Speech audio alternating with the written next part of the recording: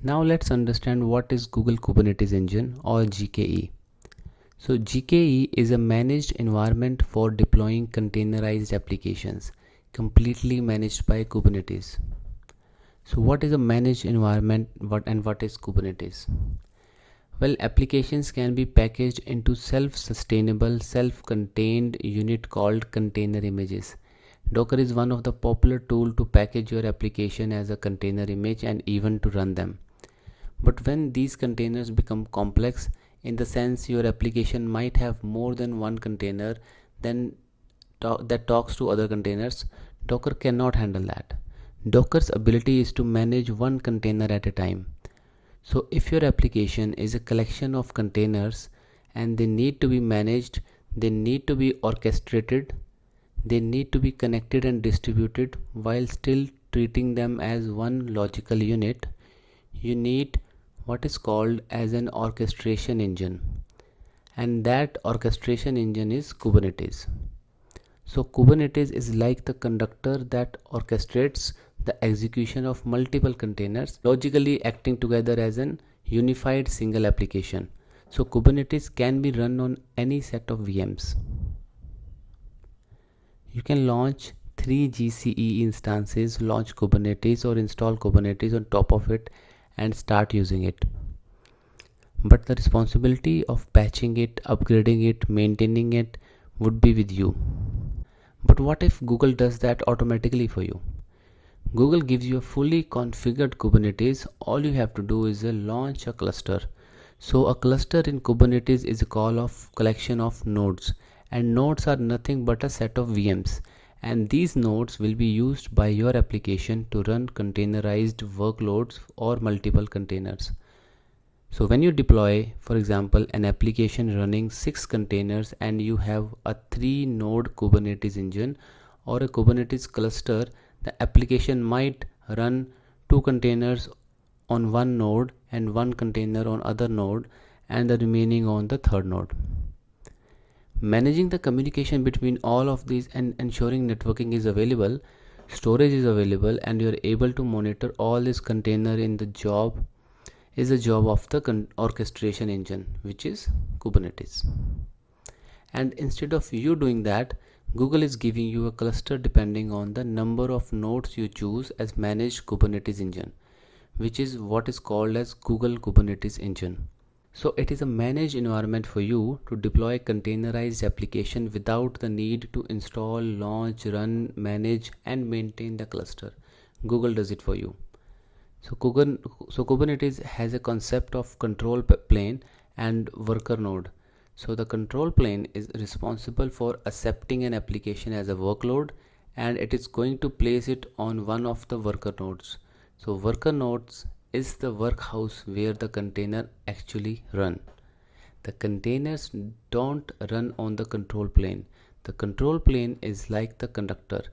It is the orchestrator, it is the choreographer, and the worker nodes are the musician or the dancers who are controlled and orchestrated by the control plane.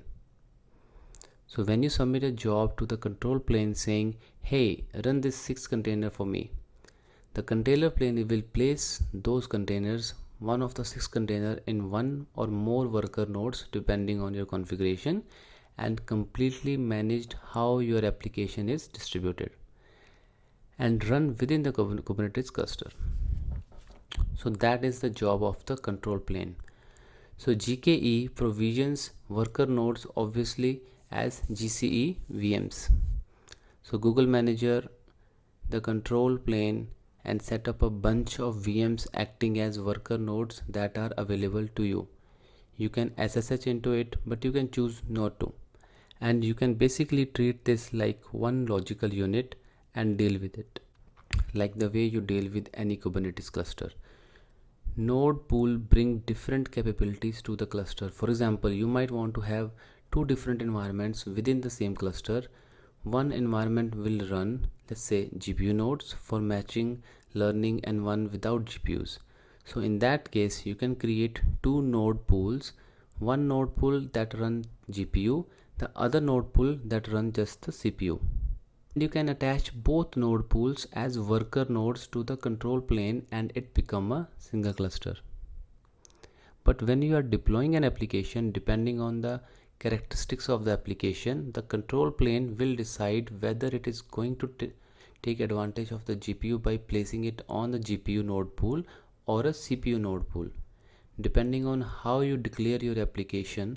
So the service is tightly integrated with the rest of the GCP resources like networking, where you need load balancing, firewalls, and so on, and of course storage. You can bring persistent storage into GKE by attaching persistent disk to your node pool or the nodes within your pool. And you can also enable monitoring. So auto scaling, automatic upgrades, node auto repair are some of the unique features of GKE.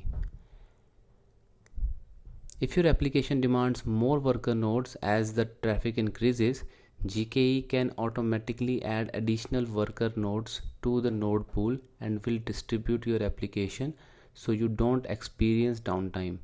It also performs automatic upgrades to your cluster. It's a self-heal the node. For example, if a node becomes non-responsive, it can terminate that node and it can bring up another node to make sure your application continue to run, even if there is failure at the node level. It's important to understand that there are three flavors of Google Kubernetes Engine. The first one is called GKE Standard, where you get full control over node configuration and management. You can decide how many nodes you want when the cluster starts and how you define autoscale. You have complete control over the cluster configuration. You can also launch the cluster within a specific zone. That means if you launch it in, let's say, US Center 1, you can actually spread your worker nodes across your central A1, 1B and 1C, which are three different zones within the same region. So that gives you the highest possible availability because your worker nodes are spread across multiple zones. Remember, a zone is a dedicated data center and a region is a collection of data centers. It is possible for you to launch a zonal cluster that is spread across multiple data centers within the region, offering you the highest possible availability. Or if that is not a concern, you can choose a zone, for example US Central 1A, and launch all the nodes within that. So you have the flexibility of launching a zonal cluster or a regional cluster. You can also perform manual scaling and configure node pool all by yourself. That is one of the advantage of GKE Standard, where you have complete control over the node configuration and you have the pay per node pricing model. The second flavor of GKE is called Autopilot. And as you can imagine, you don't have to define any scaling policies or you don't have to launch additional nodes. You start with one and it automatically scales depending on the resource utilization. So here you don't really pay per cluster or per node, but instead you actually pay per pod. So what is a pod? Well, a pod is a wrapper on top of the container.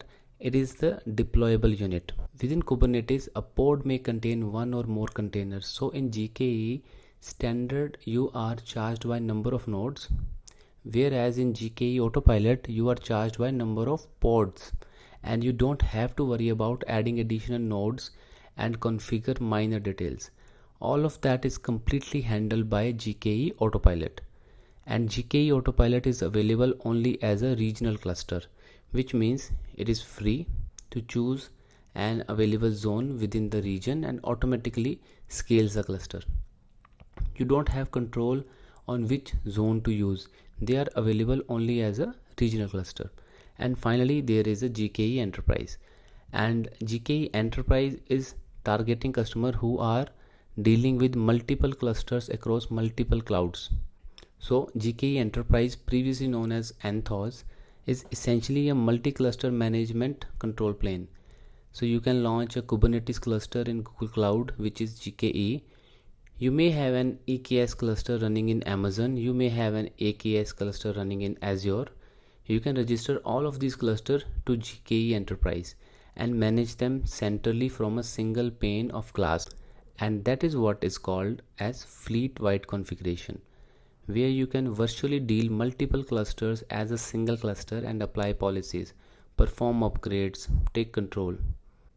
And this is a very useful for enterprise that have multiple clusters running in on-premises environment in different clouds in Google Cloud. So it is the control plane of the control plane. So that is what is called GKE Enterprise. So it obviously brings enhancements, enhanced security and observability. It has integrated service mesh. So service mesh is an application networking layer that give you policies on how to route the traffic.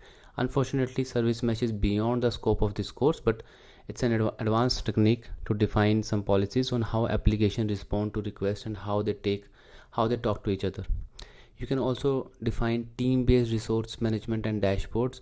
That's a unique feature of GKE Enterprise. So GKE standard is meant for folks who are familiar with Kubernetes, know what they are doing, and give a lot of control.